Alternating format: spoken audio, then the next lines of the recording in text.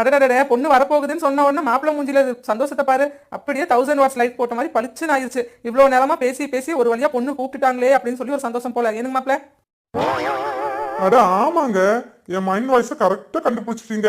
இருந்தாலும் நீங்க இவ்வளோ கரெக்டா ஜட்ஜ் பண்ண கூடாதுங்க. இருந்தாலும் மாப்பிள்ள நீங்க இவ்ளோ ஓபன் மைண்டடா இருக்க கூடாது. பரவாயில்ல, உங்ககிட்ட பிடிச்சதே எங்களுக்கு இதுதானே. I like it. Sorry, we like it. Thank you. இருந்தாலும் எனக்கு மூஞ்சிக்கு முன்னாடி புகழ்றது பிடிக்காது.